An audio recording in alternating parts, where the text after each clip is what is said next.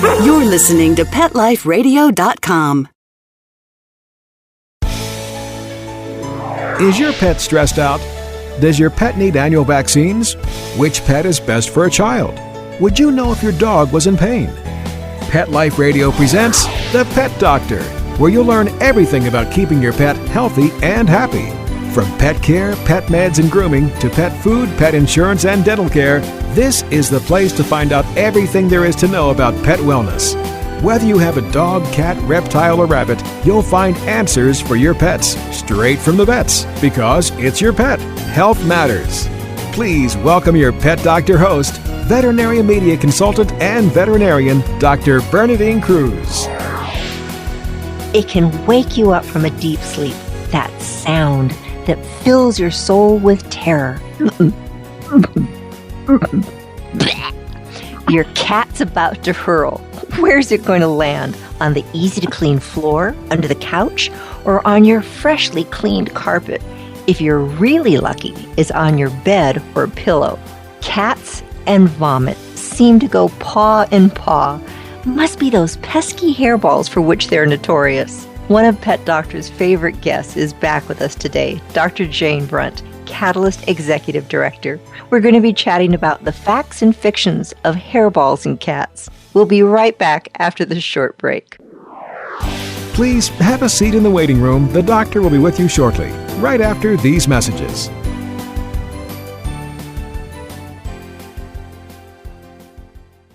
Listen, cat people, it's just litter. Until you realize those big boxes mean big smells, big messes, and big money. Switch to World's Best Cat Litter, the only litter with concentrated power. It guarantees less smells, less work, all with less litter. Try the small bag that lasts one cat 30 days and you'll realize it's just litter, unless it's World's Best Cat Litter. Find it at Target, Walmart, and at your local grocery and pet stores.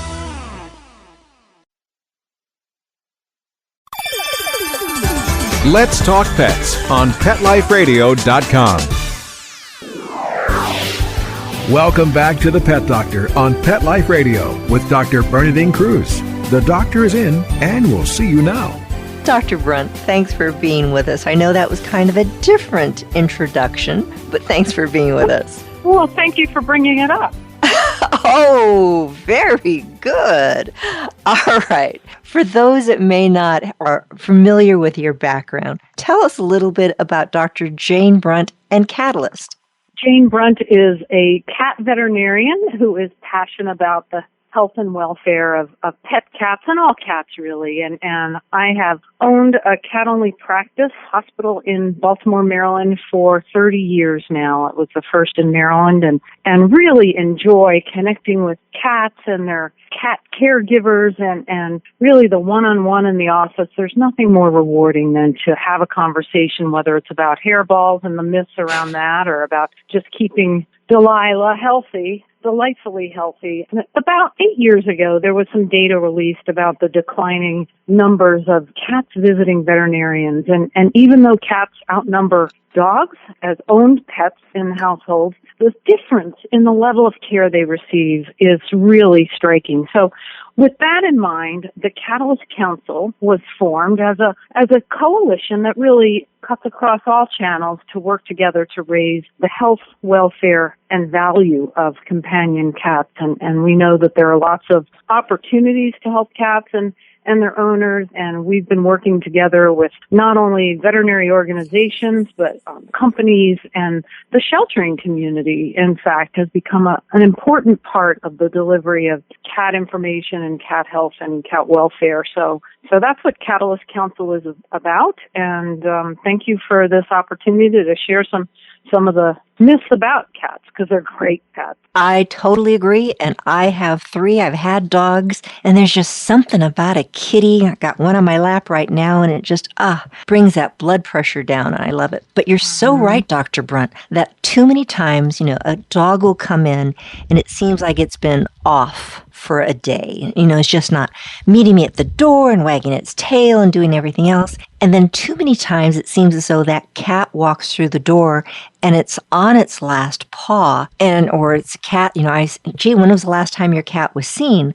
Oh, about 12 years ago. It's like, really? completely okay. Well, it's just an indoor cat and it's just fine. And I'll tell people, when a cat is sick, what does it do? Sleep. And what does a cat do when it does feel good? Sleep. And what does it do when it's not feeling good? Sleep. So they're really good at hiding their signs of illness. So thank you for having Catalyst. Truly, truly. Their signs of illness are very hard to recognize. So that's why your listeners and your audience, Dr. Cruz, is really well educated. And I thank you for bringing this information, like all your information, out to the consumer and the pet-loving and owning public. All right, let's get to the fun stuff. Vomiting and cats and hairballs. Yes, it does seem to go, one goes with the other. They vomit.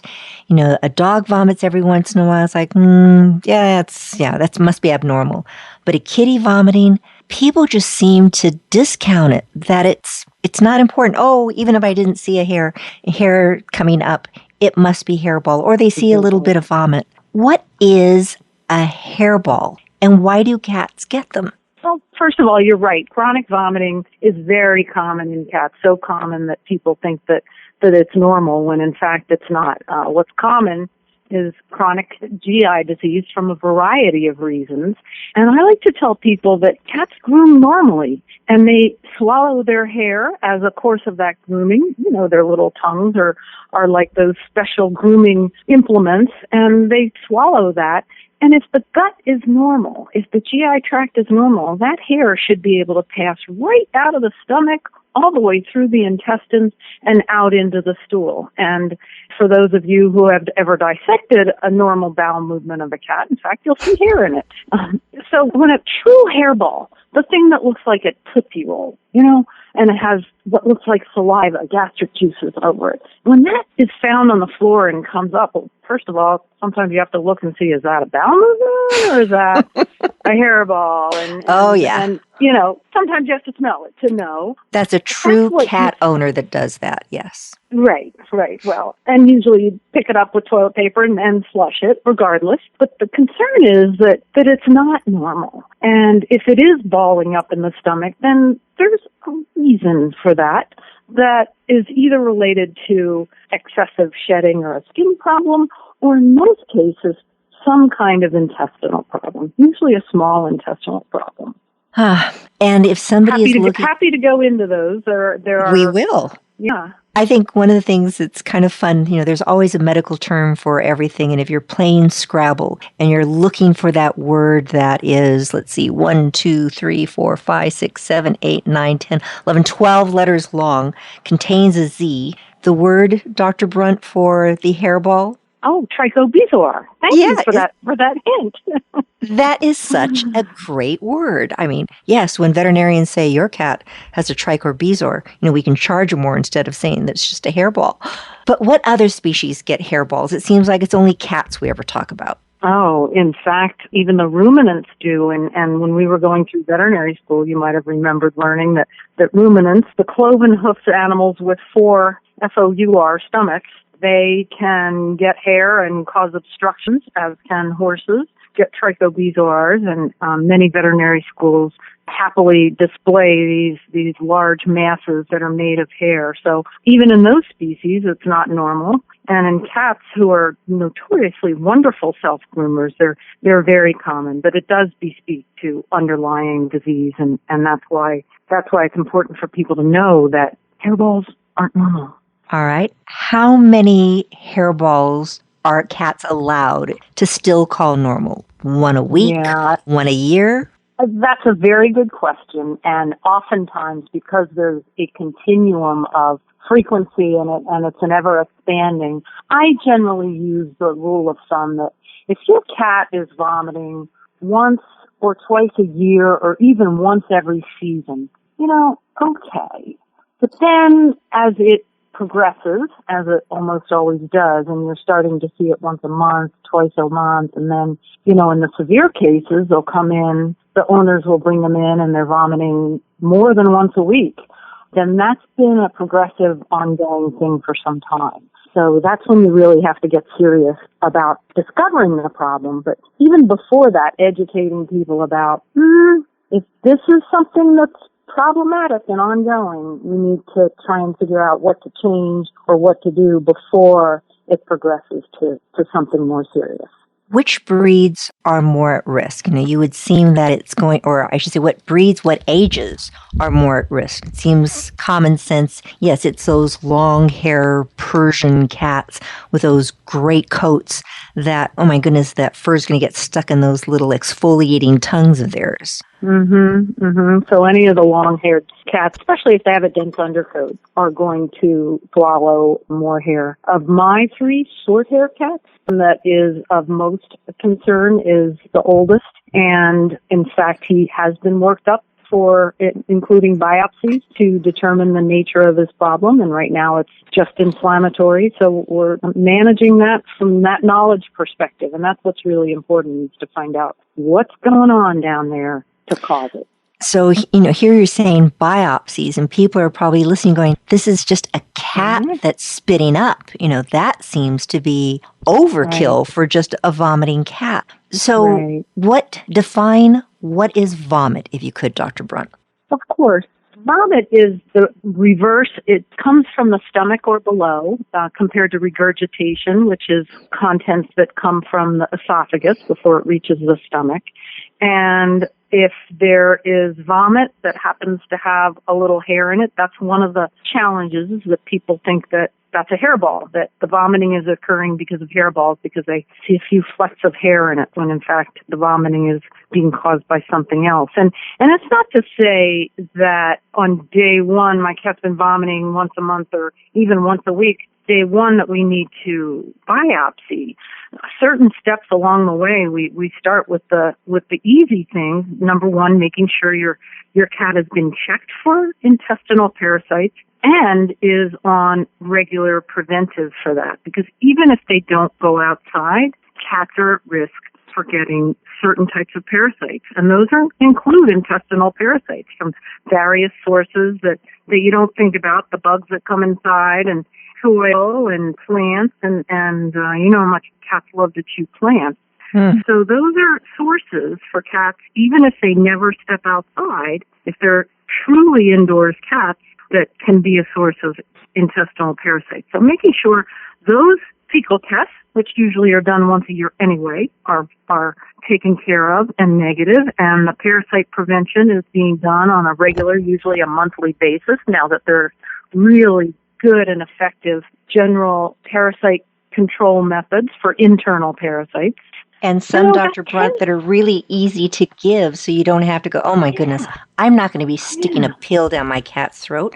There's even liquids now that you can apply to the skin that will take care of internal parasites, so it's so much easier. Exactly. And that's something to check with your veterinarian, because those are a little different than the ones that you buy at the pet store or at some of the over-the-counter, mass retailers, that they have some effective treatments for fleas, but you should always check with your veterinarian even about those, because some of those aren't the safest for cats. So for the internal parasites, the ones that would cause GI disease, definitely check with your veterinarian on what's the easiest for your pet, because it's different for different pets, and what's going to be the best to use. So that's a very kind of baseline starting point for making sure that the vomiting isn't related to that. I'd kind of like to go through a checklist of all the various things that can cause vomiting, some that seem straightforward. Yes, you're talking about intestinal disorders, so digestive problems. You're talking about biopsies. One of the common diseases is inflammatory bowel disease, and I tell people it's kind of similar to Crohn's disease that people get.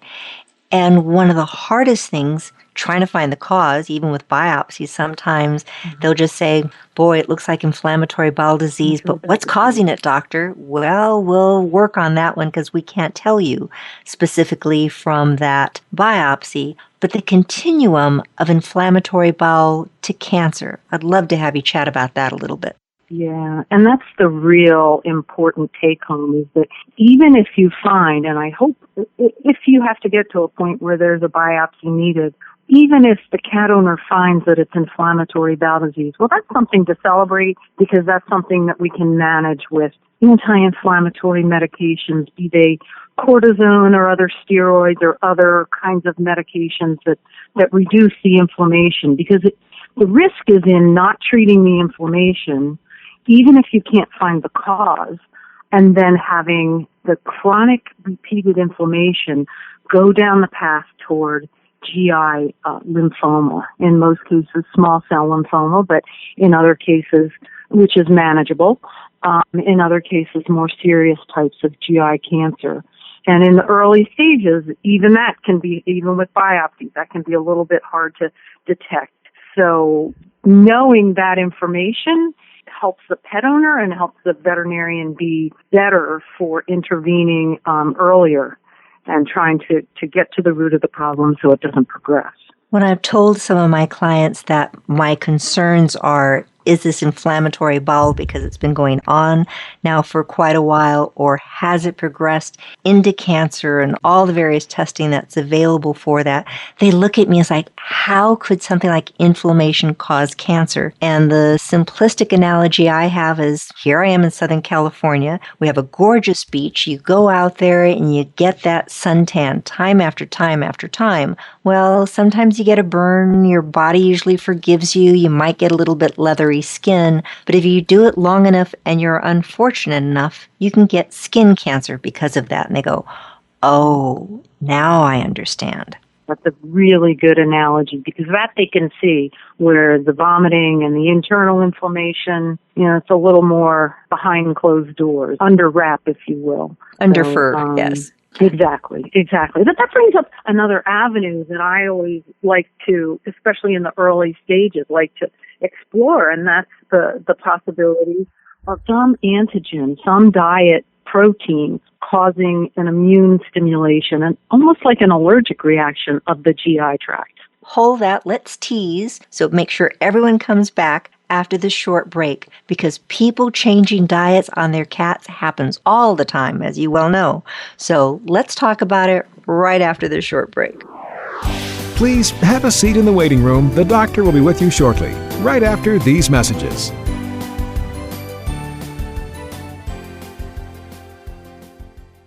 Active for Pets is a new wellness platform and app that helps pet parents save time and money on their vet bills. Stop paying for unnecessary vet treatments. Consult with the vet online. Get unlimited access to your pet's entire health history from any computer or smartphone with the Active for Pets app. Vaccinations, medications, test results, and more. Active for Pets gives you access to a team of expert vets for non-emergency care. Make an appointment before, during, or after office hours. Skip the waiting room and get a secure online vet consult on your schedule. Taking care of your pets is as easy as it gets with Active for Pets.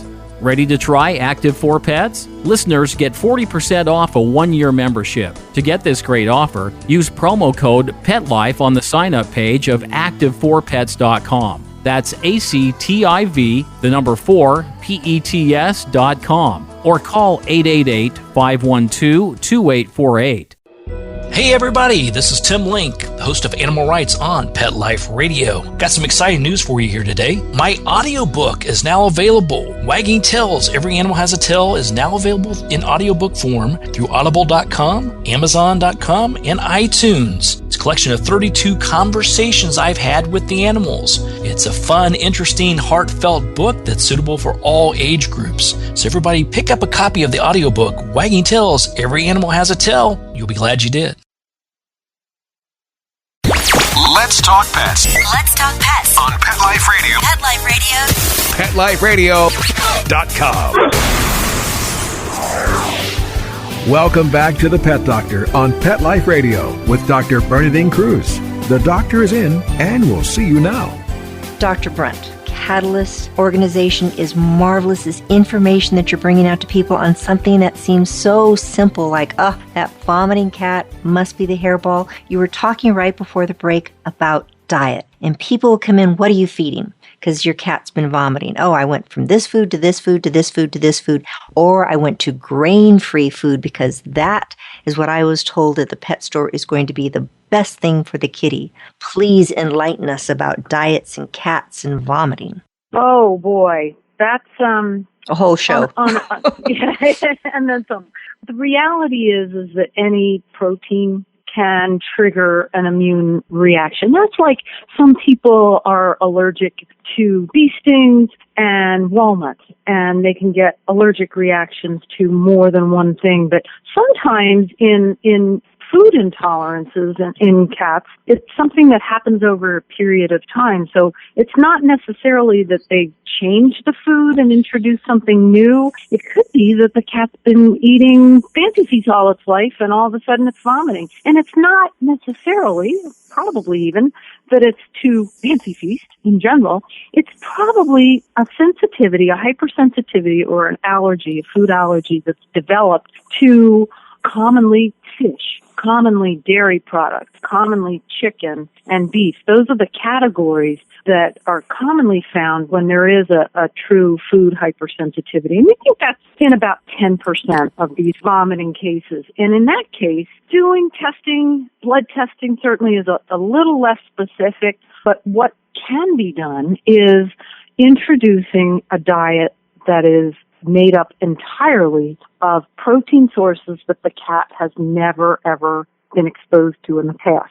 So it's not as simple as going to grain-free or something that you might get at the pet store. You need to talk to your veterinarian and do the research about. You'll find us having diets like venison and green peas and duck and sweet potato and things like, you're kind of, as a cat owner, scratching your head. Why would I ever feed that? And the truth of the matter is if the cat is already allergic to, say, fish and dairy, then just switching foods around isn't as easy and straightforward as if you go down the path of trying to do novel, what we call novel or new protein introduction. And that takes about 6 to 8 weeks. So I tell people 2 months. Let's give this 2 months on this new food, nothing else, no treats, no milk. And I'm guessing that the people with multiple cats or cats and dogs in their household or kids are saying, "Oh, that's tough. It is hard." And what is so frustrating, you look at a can of food and it may say chicken dinner or beef flavored or fish delight. And then there still may be chicken in there and there still may be beef in there. So even reading the front of the label isn't always as important as actually reading the ingredient list. Exactly. So there are lists of what's out there, and then once you identify, typically what happens is that, and there are also diets that are called hydrolyzed protein, which I really like because they seem to be more universally accepted. And hydrolyzed is a fancy word for, let's chop up the protein. So instead of this giant protein molecule, the cat's body saying, I recognize that. I've got to cause an inflammation in response to it. This hydrolyzed protein is a lot smaller, but it still contains all the nutrition, and the body doesn't recognize it as being foreign. So you can use things like chicken to make a hydrolyzed protein hypoallergenic diet. And there are a couple of those available on the market in both canned and dry. But, at the end of the day, the cat's got to eat, and we've got to figure out how best to feed it. And then sometimes you do have those picky cats. It can be so challenging to get switched over to something else. Let's talk about some of the other causes of vomiting. So, you want to say it's the intestinal tract, most commonly.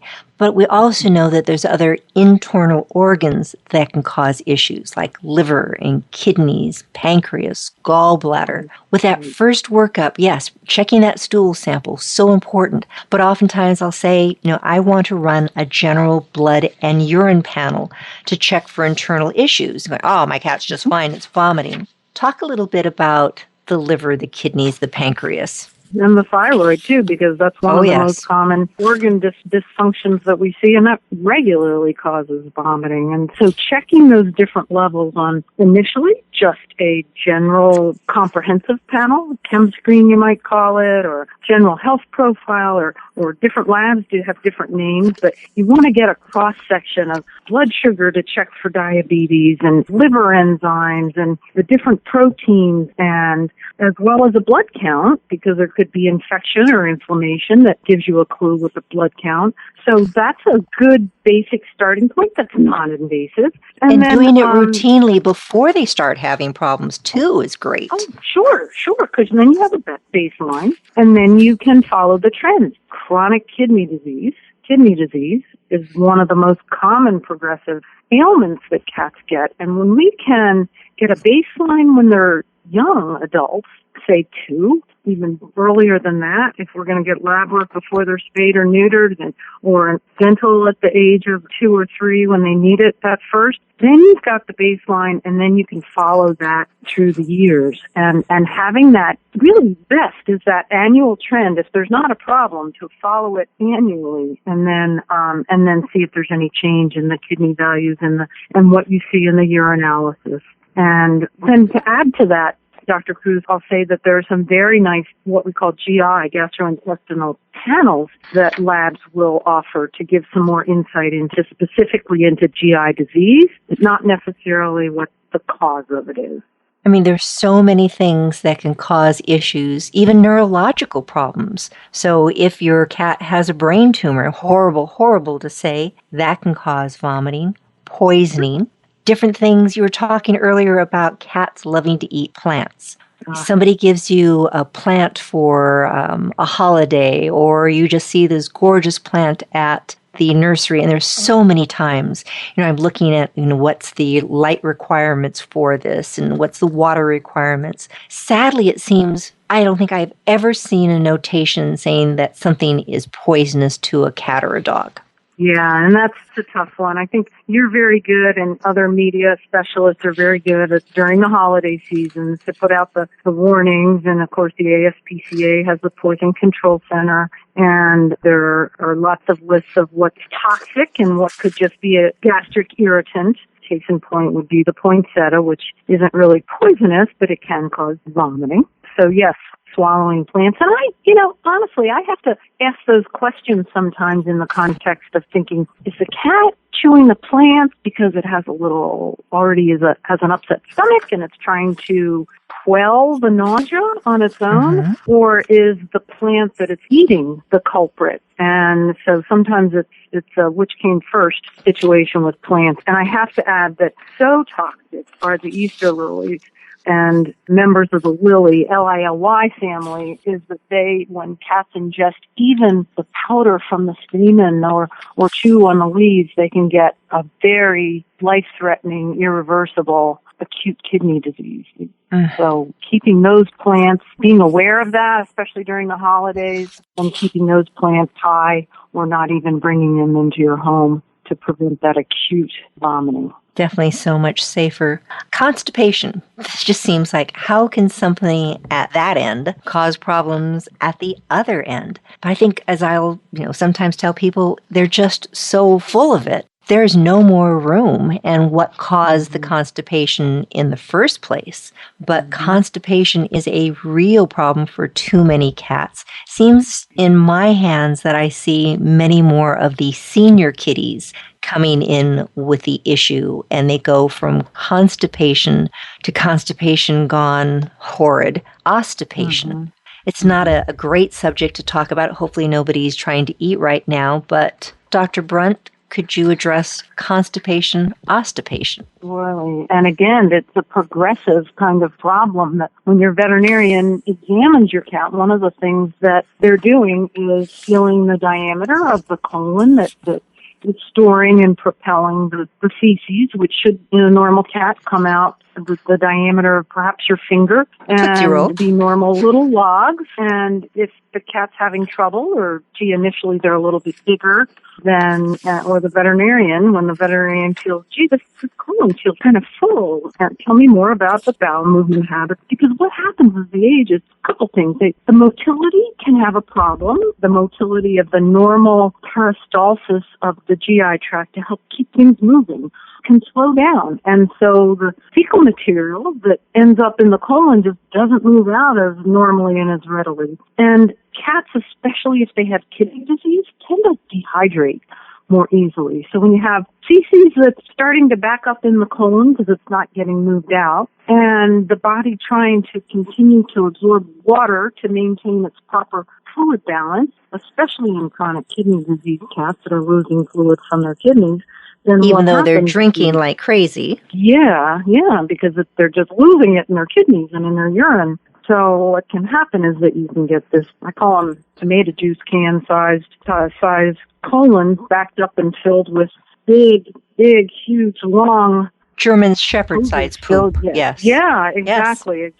And you have to be very careful reversing that, where we used to think that they had to be sedated and start doing tons of enemas and breaking them down, and now we know it's much safer for the cat to do things more gradually, on hydrate them and have them hospitalized and be on fluids, and slowly try to trickle some stool softeners through a nasal tube, and just gradually to get that big old honkin' obstipated fecal mass out without day one just sedating and trying to remove it, break it down and remove it. And once you get it out, there's always too great of a chance of it reforming. Medications help, but it seems like that poor little colon has been so terribly stretched out of shape. You were talking, Dr. Brunt, about using enemas, and people like to conserve money. And I know many times if I had a child that were constipated, I'd just go to the pharmacy, I'd pick up an enema, and I'd give my child an enema, and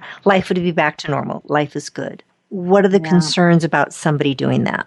Yeah, because the phosphate enemas that are widely available for people are very toxic to cats. And so here again is a situation where you're just trying to help your little kitty, and you think, I think, for one thing, straining for having a bowel movement looks an awful lot like straining to try and pass urine in a blocked kitty. So that is really critical, that if you see your cat in and out of the litter box, excessive licking, posturing to try and have some kind of elimination, call your veterinarian. That's even in the middle of the night, go to the ER, because if your cat is either blocked or obstipated, your cat needs to be medically managed as soon as possible, and that's not something that should wait. So yes, the phosphate enemas can cause the severe collapse and death in cats. So again, check with your veterinarian, and they can help you formulate the best medical management for as long as you can with certain kinds of stool softeners and certain kinds of diets, and trying to keep low residue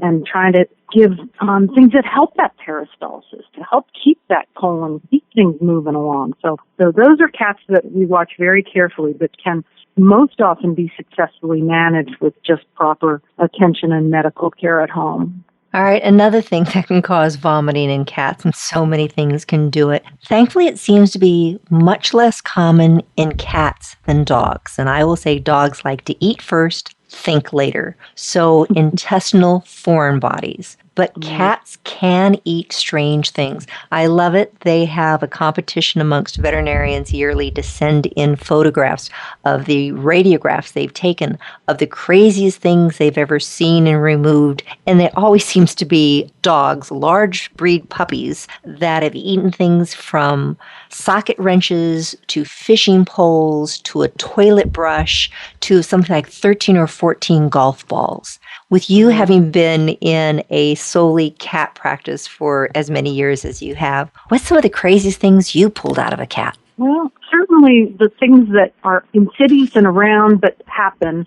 are what we call the linear foreign body. So that's the myth about cats needing to play with string and yarn, because they can swallow those. They don't mean to, but they're playing with them. And then they get caught on their barbed tongue and they swallow them.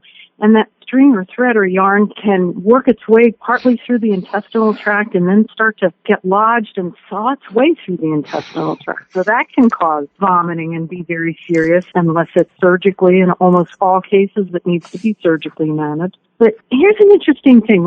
Twice we've taken hair ties, children's hair ties, out of a cat's stomach that they were repeatedly swallowing hair ties. And in recent years, we've learned that that's a symptom of inflammatory bowel disease. We call it pica, of things that they'll swallow inappropriate things because of this inflammation and discomfort and nausea, and then they get a propensity for doing that. And so that's, again, the chicken or the egg, or what's causing the disease. Is it because the cat swallowed all this stuff and now it's vomiting?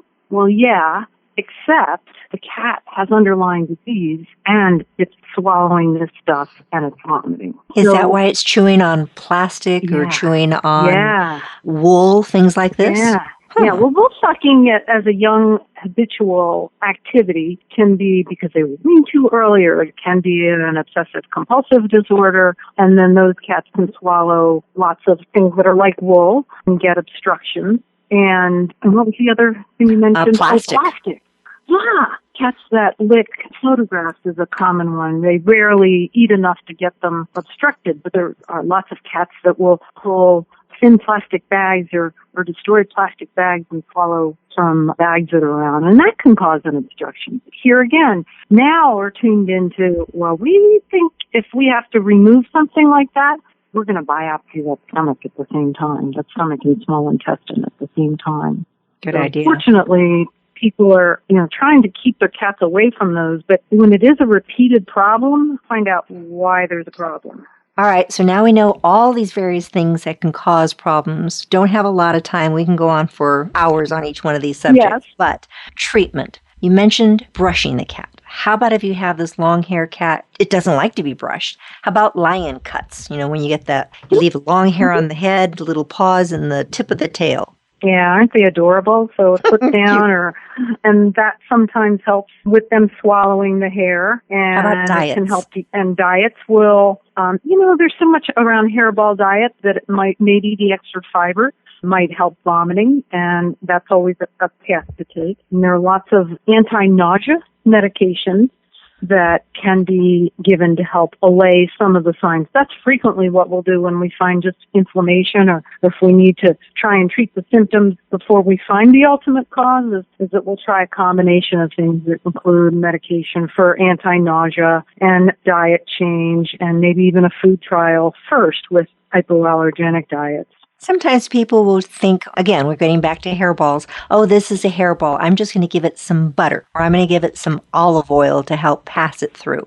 Yeah. It doesn't really seem to help, though. Well, butter and olive oil are absorbed by the gut, so they don't lubricate as effectively as, say, a petrolatum would help lubricate. Again, why does the hairball need to be lubricated to help it pass through? Sure, you can try those things, and there's a plethora of flavored petrolatum bases of different in the tube, and then foods that have some varying degrees of soluble and insoluble fiber to help draw fluid into the bowel to help hair and vomiting causes to pass through. So the bottom line, it sounds like, see your doctor, see your veterinarian. Yes, yep, get the professional help. It's more than Dr. Google.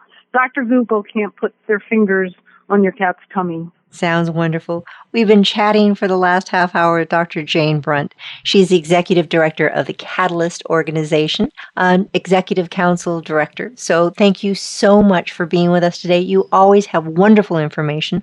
So if you have that kitty that's spitting up, don't discount it. Make an appointment. See your veterinarian, even if it's just totally that indoor cat. Thank you so much, Dr. Brunt, for being with us today. Thank you. My pleasure. This is Dr. Bernadine Cruz. You've been listening to The Pet Doctor on Pet Life Radio. Thank you very much to my producer, Mark Winter. Please listen again next week. We'll have more information on how to make you the best possible pet owner. Take care. Pets can be a wonderful addition to your life because they're a member of the family. Keeping them healthy and happy is important. Pet Life Radio presents The Pet Doctor with veterinarian media consultant and veterinarian Dr. Bernadine Cruz. Whether you have a dog, cat, reptile, or rabbit, you'll find answers for your pets straight from the vets. The Pet Doctor, on demand every week, only on PetLifeRadio.com.